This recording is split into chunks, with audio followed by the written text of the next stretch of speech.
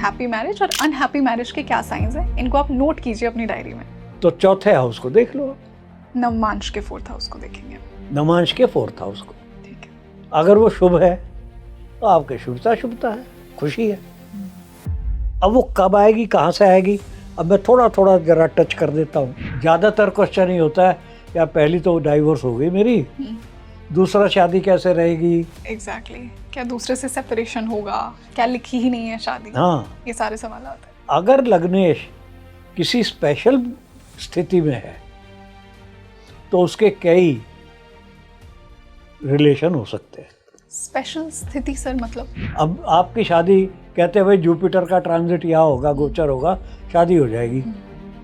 यार वो तो तुम्हारी 12 साल में भी हो गई थी वो गोचर, 24 साल में भी हो गई वही गोचर दोबारा, 5-5 दफे हो गई, शादी हुई क्या? नहीं।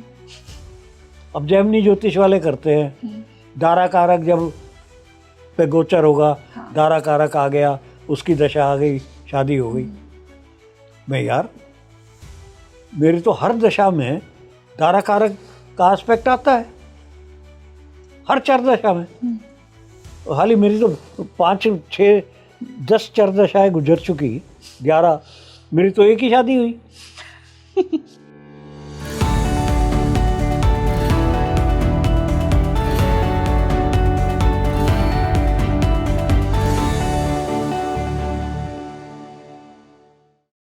नमस्ते everyone, a very warm welcome on the show and I am your host Rangoli Sharma.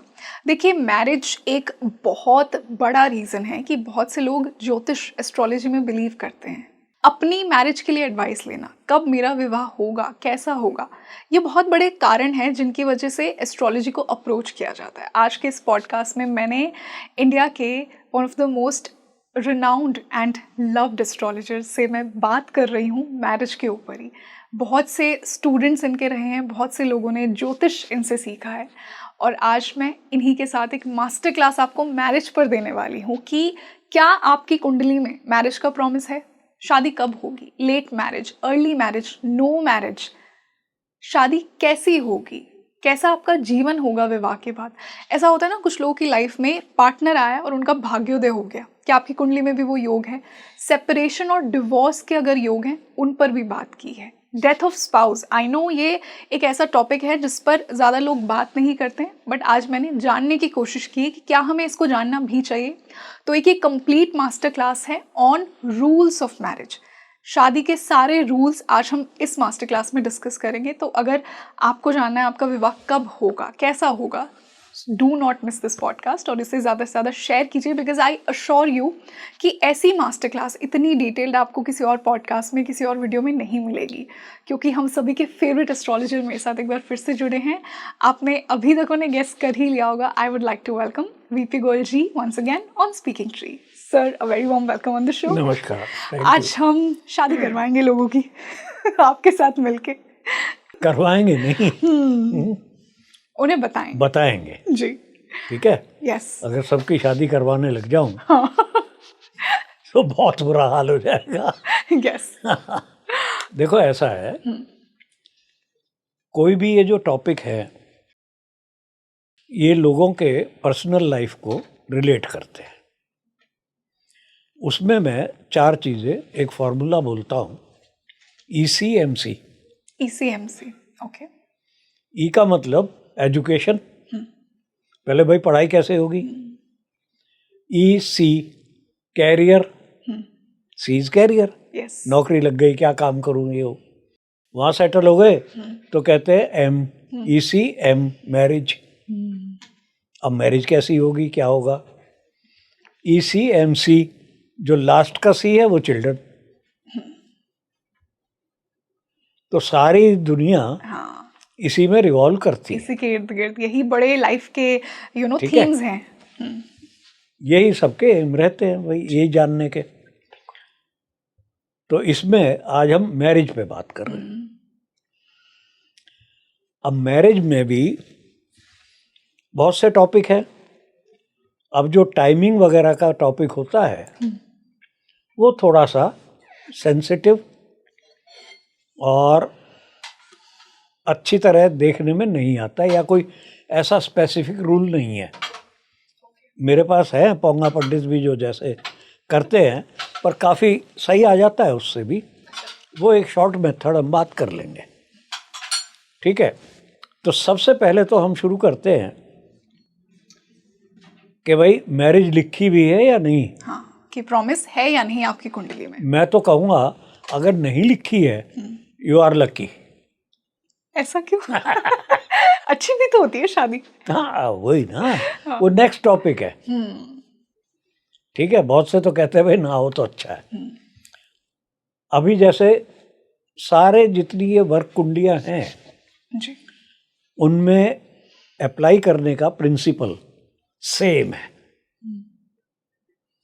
Marriage के लिए हम जन्म कुंडली तो है, खैर मास्टर कुंडली है। मैरिज के लिए हम नवांश को देखते हैं। यस। तो नवांश मैरिज के लिए भी होता है, आपके धर्म के लिए भी होता है। धर्म मीन्स ड्यूटीज। ये जो हम घंटी बजाते हैं, में जन्म लिया है, वो आपका रिलीजन है, स्पिरिचुअलिटी नहीं है, वो धर्म का पालन है। हिंदू अपने स्टाइल से करता है। तो ये, और इसको नवांश को शाश्वत चार्ट भी बोला गया है। शाश्वत चार्ट, ओके। कि अल्टीमेट फाइनल रिजल्ट क्या होगा, फ्रूट ऑफ द हर एक, है नहीं। तो उस पे बात ना करके हम सिर्फ मैरिज पे बात करेंगे, उसको एज मैरिज चार्ट देखेंगे, ठीक है। तो जैसा मैंने कहा वर्क चार्ट देखने का प्रिंसिपल सेम है, चाहे वो D9 हो, D7 हो, D10 हो, जो भी हो। अभी हमने एक पॉडकास्ट में D7 के लिए भी, संतान के लिए भी यस। बताया, तो वो ही रूल हम नवांश पे लगा देंगे। ओके। तो इसमें सबसे पहले होता है, क्या मेरी विवाह की इच्छा है। अब किसी को भी देखने के लिए भाव होता है, हाउस और हाउस लॉर्ड और कारक। जी। तो हाउस लॉर्ड से हम बात करेंगे यहाँ। कारक की वो देखेंगे हैप्पीनेस है या नहीं है, सुंदरता है या नहीं है, ठीक। तो सबसे पहले तो हम भाव पे आते हैं, लगन पे।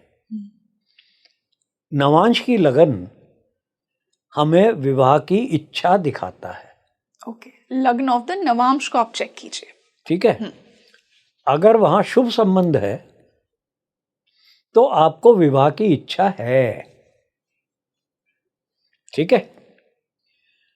इसमें चाहे शनि या मंगल या सूर्य नवांश का लग्नेश है, ओके, और वो वहीं बैठा है या उसको दृष्ट कर रहा है, तो वो शुभ है, उसको पापी नहीं मानना है, क्योंकि वो लग्नेश है। हाँ, क्योंकि वो अच्छी कंडीशन में भी है, ठीक है। तो सबसे पहले तो हम इच्छा देखेंगे। ठीक है।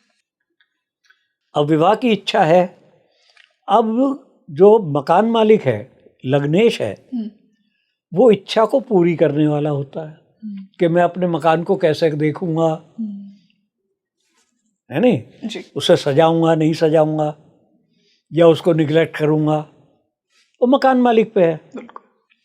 तो अगर मकान मालिक भी शुभ संबंध में है, लगन तो शुभ संबंध में है, तो इच्छा है, मकान मालिक भी शुभ संबंध में है, तो तुरंत आपकी शादी जल्दी करा देगा, और बगैर किसी एफर्ट के, बगैर कोई ज़्यादा परेशानी हुए आपकी शादी हो जाएगी। अब अगर मान लो नवांश की लगन शुभ है, शुभ संबंध है उसके साथ, शुभ ग्रह देख रहे हैं, और जो नवांशेष है वो सपोर्टिव नहीं है।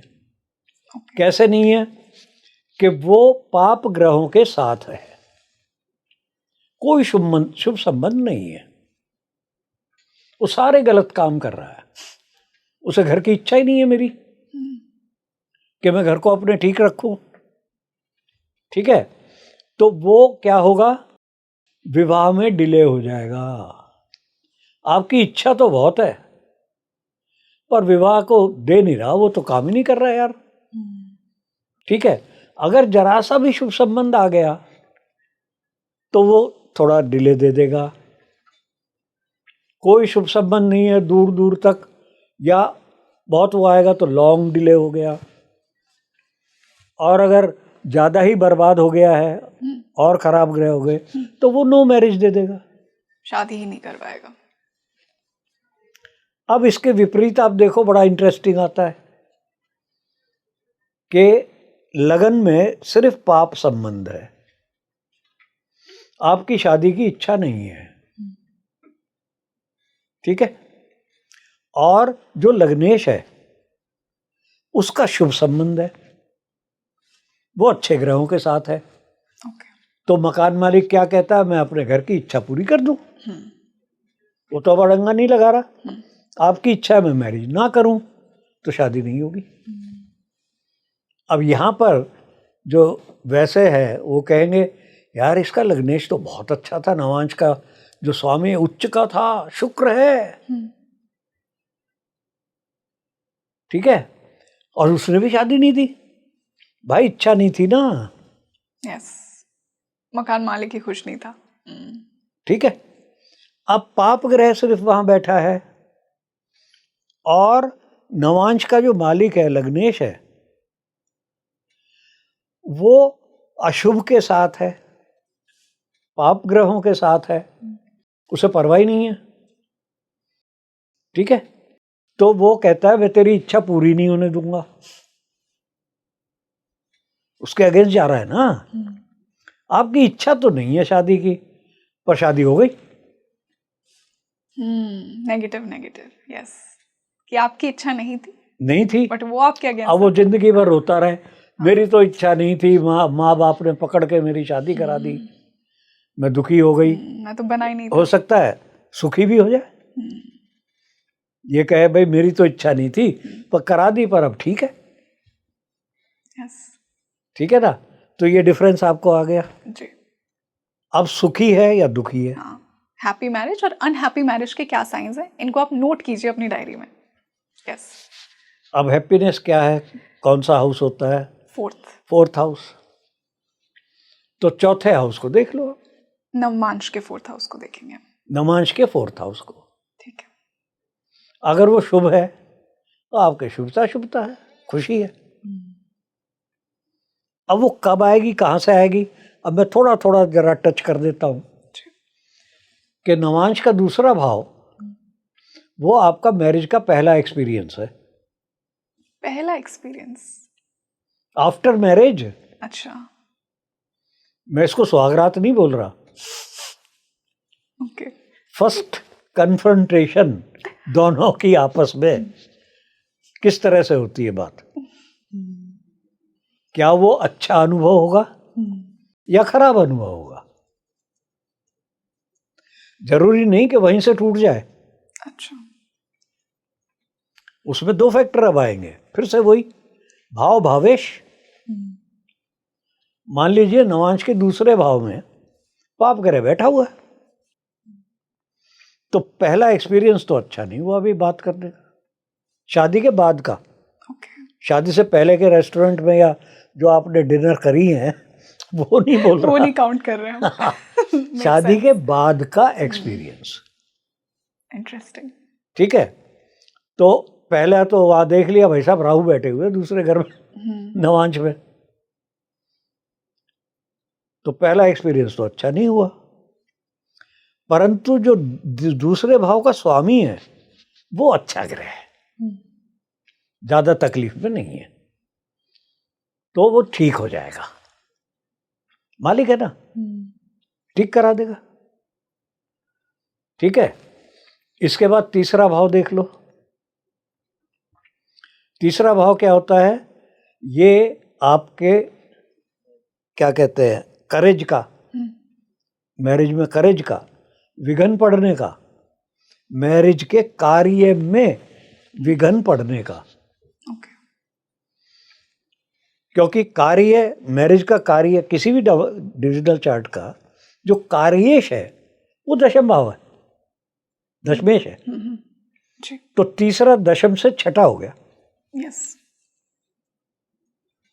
ठीक, वो विघन बाधा हो गई, यस, शादी के काम में विघ्न पड़ गया। शत्रु। मैंने कईयों को देख के बताया है कि तीसरे भाव पे अगर पाप संबंध आ रहा हो, खास तौर से शनि का, तो शादी से पहले कुछ विघ्न पड़ता है। ठीक है ना? तो ये 2, 3, 4 हो गए। अब मान लो आगे चलते हैं। अब मान लो 7वां भाव है। 7वां भाव आपका मैरिज है। जो रूल हमने लगन पे लगाए थे वो रूल हम 7वें पे भी लगाए। 7वां भाव शुभ है तो मेरी मैरिज शुभ है, मेरी इच्छा है ये शुभ हो। ठीक है? और अगर सप्तमेश शुभ है तो मैरिज कभी टूटेगी नहीं, ओके, चलती रहेगी। 7वें भाव पे पाप संबंध है तो हस्बैंड वाइफ के आस पड़ोस वालों को सिनेमा की टिकट की जरूरत नहीं पड़ती। दे सी द ड्रामा, है नहीं? वो सड़क पे भी ड्रामा कर सकते हैं। अच्छी मारपीट होती है, गाली गलौज होती है, तो पिक्चर वहीं बन जाती है। इसके बावजूद अगर जो सप्तमेश है वो अच्छा ग्रह है, शुभ के साथ है, चाहे शनि है, परंतु उसका संबंध शुभ ग्रहों के साथ आ रहा है, शादी टूटेगी नहीं, चाहे कितना ही ड्रामा करते रहे। ओके, तो यहां से ये मत लेना कि डाइवोर्स है, 7वां भाव खराब है। सप्तमेश डिसाइड करेगा मैं डाइवोर्स लूंगा या नहीं। ओके, चाहे कोई भी प्लैनेट बैठा हो, सप्तमेश जो उस घर को रूल कर रहा है वो डिसाइड करेगा। जी, ठीक है? अगर सप्तमेश बिगड़ा हुआ है, 7वां भाव बहुत बढ़िया है, शुभ बैठा हुआ है, शुभ के साथ संबंध है, तो लोग देख के कहेंगे भाई बहुत बढ़िया मैरिज है इसकी। पर जो सप्तमेश है वो नशेड़ी है। ठीक है? तुम कितना ही करते रहो वो अलग होके रहेगा। तो इसी तरह से हम देखते हैं इसके और संबंध 7th के। अब 7th हाउस जो है वो आपकी मैरिज, आपकी पत्नी, पति है, पति या पत्नी जो भी है, उससे 4था भाव 10th। तो लड़कियों के विवाह में 10वां भाव जो है वो सासू माँ है।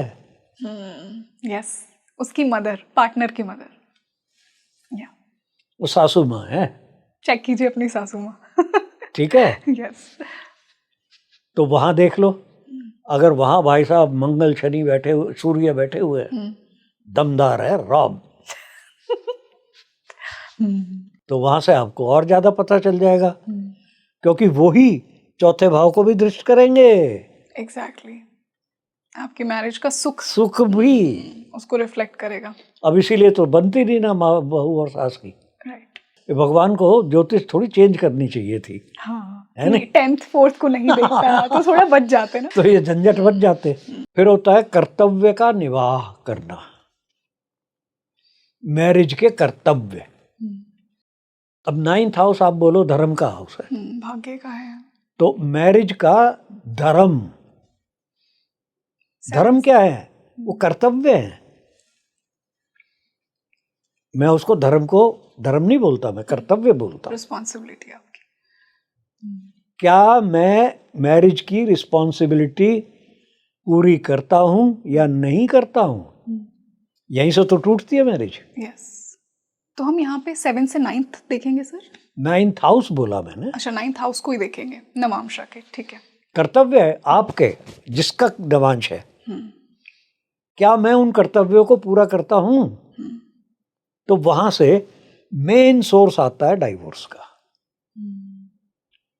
और जो कर्तव्यों की हानि होती है वो 8वां भाव है, 9th से 12th। यस, तो इसलिए जब भी अष्टम भाव का स्वामी सप्तम भाव भावेश को तंग कर रहा हो, दृष्टि दे रहा हो, बैठा हो, तो भाई साहब एक दफे तो सेपरेशन जरूर होगी। ये आपके कई क्वेश्चन हो गए आंसर अभी तक। एग्जैक्टली, हमने 8th हाउस तक, 9th हाउस तक हम पहुंच गए। नहीं 10वां भी हाँ पहुंच 10th चुके भी हमने हैं, कवर कर लिया, सासू माँ, यस। ठीक है। तो ये सब आपके, तो 8th हाउस आपकी विवाह की आयु भी है,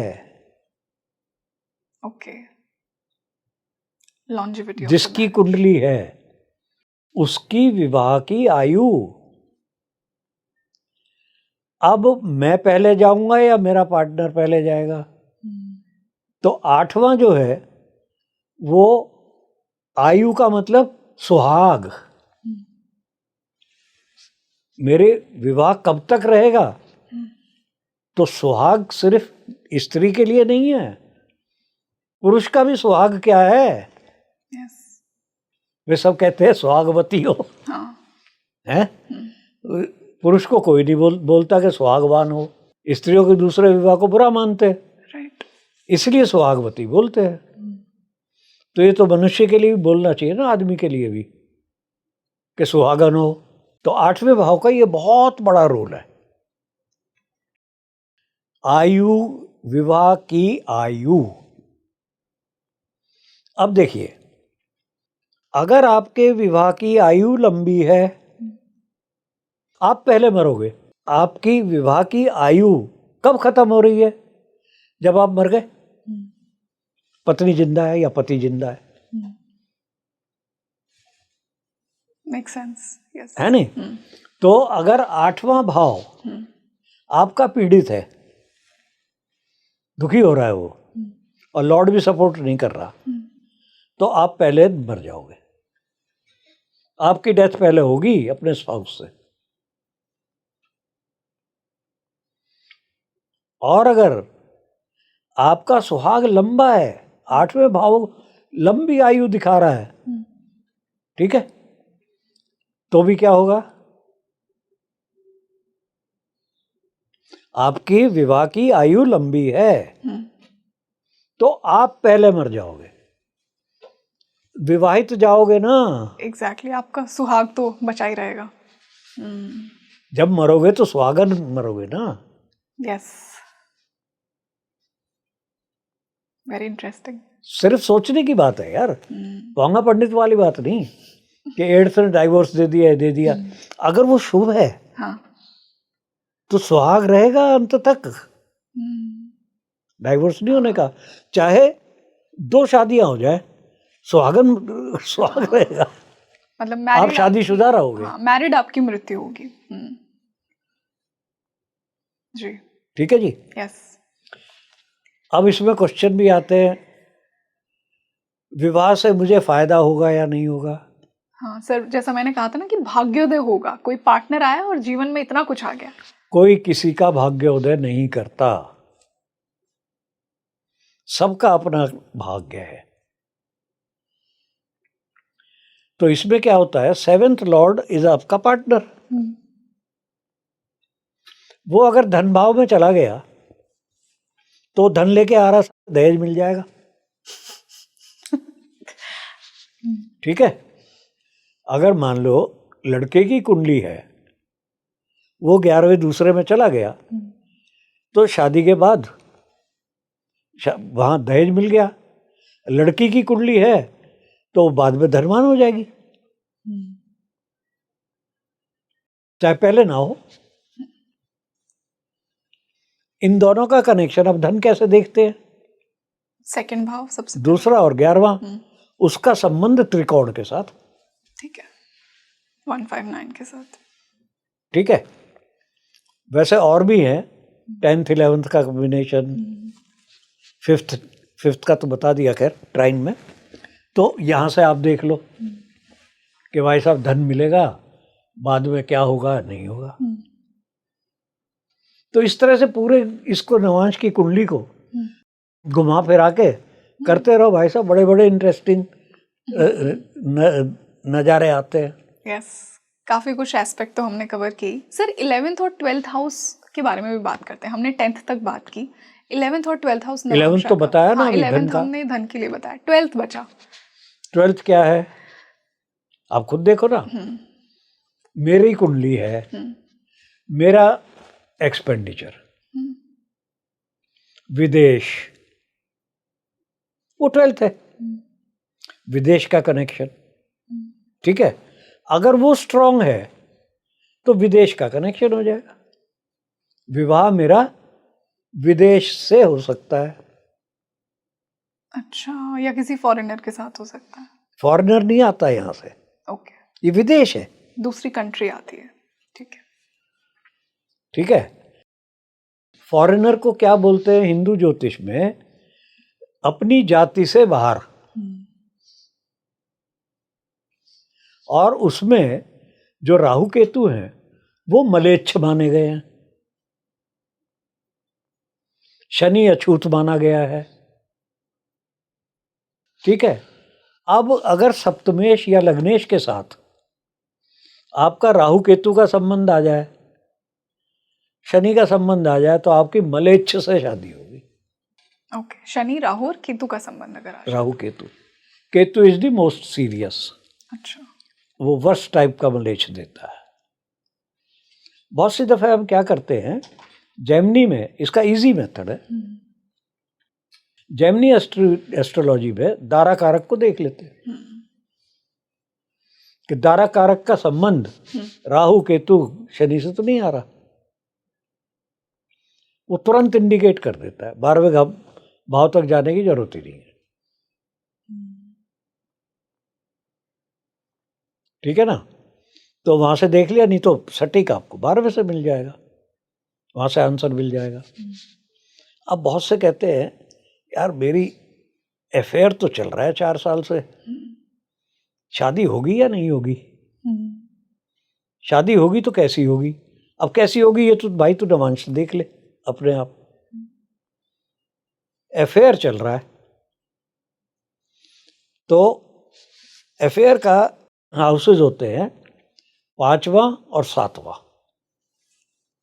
5th एंड 7th। अब इसमें कई सिचुएशन आती है कि 5th एंड 7th का कनेक्शन जन्म कुंडली में ही आ रहा है। ओके, तो इसका मतलब है आपका अफेयर होगा। मतलब आप अपनी पसंद से विवाह करेंगे। अपनी पसंद से अफेयर का मतलब वो होगा। हाँ, कि आपने कोई पसंद किया। हाँ, फिर अफेयर भी हो सकता है जो मैरिज में ना हो कन्वर्ट। अच्छा, अफेयर हो गया। अगर पाप संबंध सिर्फ आ रहा है, कहाँ पर? इन दोनों लॉर्ड को ले लो, 5वां और 7वां, और नवांश में चले जाओ। 5th and 7th Lord of D1 और उसे आप नवांश में चेक कीजिए। ठीक है। वहां अगर पाप संबंध आ रहा है, दोनों एक दूसरे से म्यूचुअल अच्छी पोजीशन पे नहीं बैठे हुए, तो अफेयर ही रहेगा, शादी नहीं होगी। अब मैं जन्म कुंडली का देख रहा हूँ, 5वां और 7वां जी, ये जन्म कुंडली में रिलेशन में नहीं है, और ये दोनों नवांश में रिलेशन में है, 5वां और 7वां। जी, तो भैया अफेयर तो नहीं था स्टार्टिंग में, अरेंज मैरिज हो गई, पर उस मैरिज के बाद प्यार ज्यादा बढ़ गया। वाह, स्वीट। तो वो दर्शा देता है कि अपने आप से तुमने अफेयर नहीं किया था, अरेंज मैरिज थी, परंतु मैरिज के बाद अफेयर हो गया। मतलब मैरिज के बाद बहुत अच्छा ब्यूटीफुल। मैरिज के बाद अफेयर हो गया। अच्छा, भाई अफेयर किसको कह रहे हो? लव अफेयर हो गया। पसंद हो गया आपके। तो मैरिज के बाद मेरा लव अफेयर हो गया। ठीक है ना। अब दूसरी तीसरी सिचुएशन क्या हो सकती है कि नवांश के पंचमेश और सप्तमेश, इन दोनों को देखो अब अल्टीमेट के लिए। मैंने कहा ना नवांश शाश्वत चार्ट है, अल्टीमेट। अब नवांश के पंचमेश और सप्तमेश ये गलत बैठे हुए एक दूसरे से, पाप संबंध हो रहे हैं, तो अफेयर तो शुरू हुआ, परंतु वो अफेयर खटाई में पड़ जाएगा, खराब हो गया ना वो। यस। इवन मैरिज ब्रेक के चांस आ जाएंगे। ठीक है। इसमें और एक तकलीफ आती है क्या सर? कि मैरिज का 5वां और 6ठा, इन दोनों का संबंध आ जाए, 5th लॉर्ड और 6th लॉर्ड, दोनों का संबंध आ जाए, तो कलेश हो गया ना शुरू, लड़ाई झगड़े शुरू हो गए। तो ये भी एक कारण होता है विवाह में खराबी आने का, है नहीं। अब बहुत से कहते हैं, अब आगे आप मत पूछ रहे, मैं खुद बता देता हूँ। अब ज़्यादातर क्वेश्चन ही होता है यार पहली तो डाइवोर्स हो गई मेरी, दूसरा शादी कैसे रहेगी। एग्जैक्टली क्या दूसरे से सेपरेशन होगा, क्या लिखी ही नहीं है शादी। हाँ, ये सारे सवाल आते हैं। तो इसके लिए सबसे पहले हम देखते हैं कि मेरी एक से ज़्यादा शादी या अफेयर लिखा हुआ है, ठीक है, तभी तो मैं पूछूंगा दूसरी शादी का। अगर एक ही लिखी है तो भैया ठीक है, जो किस्मत पे। मैं भी चाहता हूँ कि 5-6 शादी हो जाए, बड़े बड़े राजा लोग थे, ठीक है। तो उसके लिए हम देखते हैं लगन को, लग्नेश को, वो कारक है भाई नवांश का। यस अगर लग्नेश किसी स्पेशल स्थिति में है तो उसके कई रिलेशन हो सकते हैं। स्पेशल स्थिति सर मतलब स्पेशल स्थिति उच्च का है नवांश में, ओके लग्नेश स्वराशि का है, नीच राशि का है, केवल शुभ से संबंध है, स्पेशल हो गया ना बिल्कुल, ठीक है। शुभ संबंध से शायद इतना नहीं होता हो, हाँ। उच्च का नीच का तो मैंने बहुत एक्सपेरिमेंट किया हुआ है। स्वराशि का उच्च राशि, कम से कम 2 तो अफेयर होंगे ही होंगे शादी के बाद, पहले या बाद में 2 होंगे भैया। एक अफेयर हो गया, एक शादी हो गई।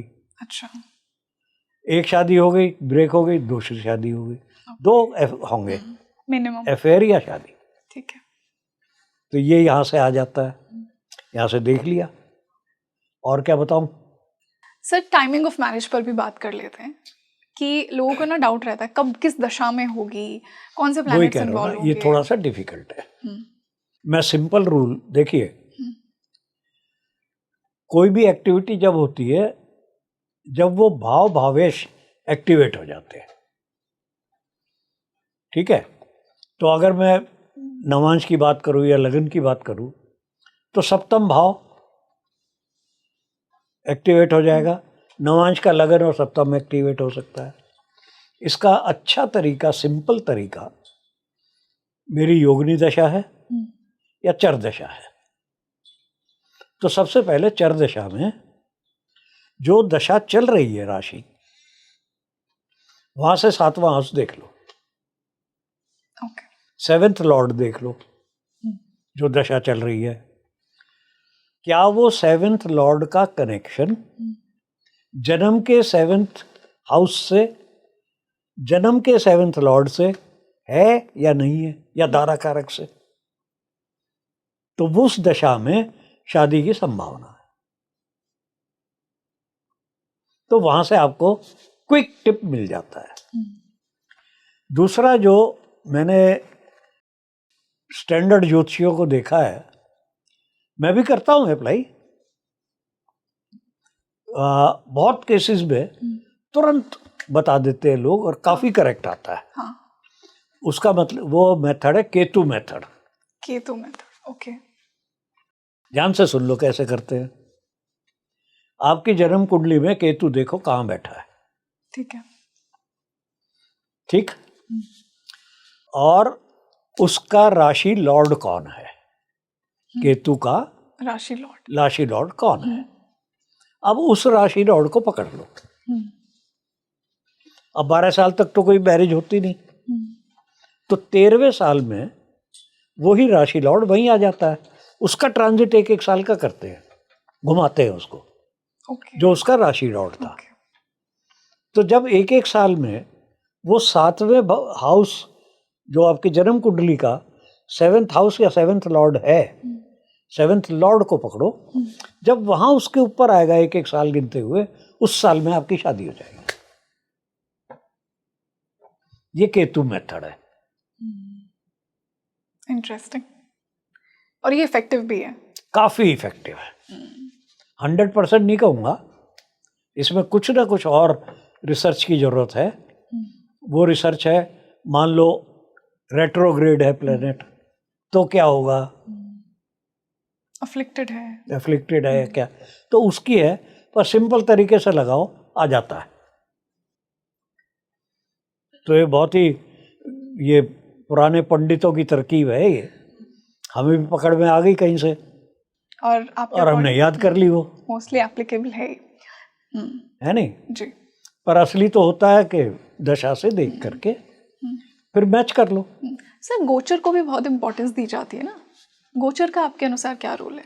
भैया गोचर क्या है, किस स्टेज पे आता है वो?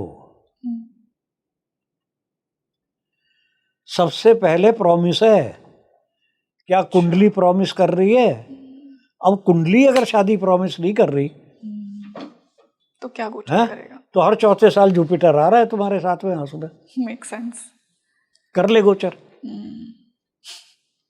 उसके बाद महादशा होती है, फिर अंतरदशा होती है, फिर प्रत्यंतर दशा होती है, वहां तक जाओगे जब गोचर आता है। ओके, तो ये क्रोनोलॉजी है, इसे फॉलो करना है। हाँ कि भाई यहाँ तक आप पहुंचो जब गोचर बताएगा ना जी, मेक सेंस। हाँ, अब आपकी शादी कहते हैं भाई जुपिटर का ट्रांजिट यहाँ होगा, गोचर होगा, शादी हो जाएगी। यार वो तो तुम्हारी 12 साल में भी हो गई थी वो गोचर, 24 साल में भी हो गई वही गोचर, दोबारा 5-5 दफे हो गई, शादी हुई क्या? नहीं। अब जैमिनी ज्योतिष वाले करते हैं, दारा कारक जब पे गोचर होगा, दारा कारक आ गया, उसकी दशा आ गई, शादी हो गई। मैं यार मेरी तो हर दशा में दारा कारक का एस्पेक्ट आता है, हर चर दशा में। हाल ही मेरी तो 5, 6, 10 चर दशाएं गुजर चुकी, 11, मेरी तो एक ही शादी हुई, 11 हुई नहीं। तो वो वहां से पूरा एक देखना पड़ता है सिस्टम। सिर्फ एक रूल नहीं, एक तो जनरल रूल होते हैं, फिर स्पेशल रूल होते हैं। तो जनरल रूल आप हमेशा नहीं लगा सकते, फिर स्पेशल लगाने पड़ते हैं। Sir to end this podcast, since हमने दारा कारक की ही बात की, दारा कारक को बहुत ज़्यादा इंपॉर्टेंस दी जाती है। ऐसा कहते हैं ना, जो भी प्लैनेट आपका दारा कारक है वैसा स्पाउस आपको मिलेगा, जो उस प्लैनेट के ट्रेड्स हैं। आप कैसे देखते हैं? वैसा नहीं, दारा कारक के रिलेशन क्या है? ओके, अभी बताया ना, जैसे मलेच्छ, तो दारा कारक के कनेक्शन क्या है? ओके, अब मान लो दारा कारक के साथ आपका मंगल बैठा हुआ है या दारा कारक खुद मंगल है और किसी और पाप ग्रह से दृष्ट है, शुभ से है तो ठीक है, चाहे मंगल है कोई भी है, पाप ग्रह से दृष्ट है, होगी ना दुखी। अब दारा कारक है, वो मंगल से दृष्ट है, अच्छी तरह डांट पीट के बात करेगी तुमसे, तो उसका संबंध क्या है? ओके, उस पे डिपेंड करता है, दारा कारक पे नहीं करता। Very interesting sir. किसी दिन हम दारा कारक पे एक मास्टर क्लास और करेंगे, बट ना एक जरा सा आइटम है ये तो। क्यों नहीं करनी? इस पे इतनी मास्टर क्लास नहीं हो सकती दारा कारक पे? चार्ट लेने पड़ेगे ना। कि दारा कारक आपके डेथ का भी है। अच्छा, इट इज ए मारक ऑल्सो। ओके, AMK आपका मारक है और दारा कारक मारक है कुंडली के, कर लो बात। तो फिर इन्हें इतना ग्लोरीफाई करके क्यों बताया जाता है सर? भैया दारा कारक 7th हाउस है का कारक है। 7th हाउस मारक हाउस नहीं है क्या? हाँ बिल्कुल है। फिर इंटरेस्टिंग। तो सर आज तो हमने पूरी मास्टर क्लास डिस्कस कर ली है। बहुत से मैरिज को लेकर जितने भी डाउट होते हैं, आई थिंक हमने ऑलमोस्ट सब कुछ कवर कर लिया। सो हमेशा की तरह बहुत मज़ा आया। मैं जब भी आपके साथ बैठती हूँ, मैं एक लिसनर ज़्यादा होती हूँ, होस्ट कम होती हूँ। हमेशा मेरा यही इंटेंशन रहता है, because there is so much to learn from you. और आप जब भी बताते हैं तो मैं बस मेरी कुंडली से मैच करती रहती हूँ। आई एम श्योर कि आप सबने भी किया होगा। Thank you so much for joining us today. ठीक है, थैंक यू। तो आप मुझे कमेंट सेक्शन में बताइए कि आपने आज के इस पॉडकास्ट से अपनी कुंडली में क्या क्या मैच किया। आई एम श्योर कि मैरिज एक बहुत ही ब्यूटीफुल कॉन्सेप्ट है किसी भी व्यक्ति के जीवन की लाइफ का, और ये सभी क्वेश्चंस हम सभी के मन में होते हैं कि कुंडली में शादी का प्रॉमिस है या नहीं, कब होगी शादी, अच्छी होगी, किस समय होगी। और आज मैंने वीपी गोयल सर के साथ एक मास्टर क्लास, इतने अच्छे और अद्भुत रूल्स आपको दिए हैं, और आने वाले पॉडकास्ट में मैं उनके साथ ऐसे ही टॉपिक्स पर बात करती रहूँगी। आप मुझे बताइए और कौन से ऐसे टॉपिक्स पर आप चर्चा सुनना चाहेंगे। I would keep bringing them to you. This is your host Rangoli Sharma. I see you in another podcast. नमस्ते।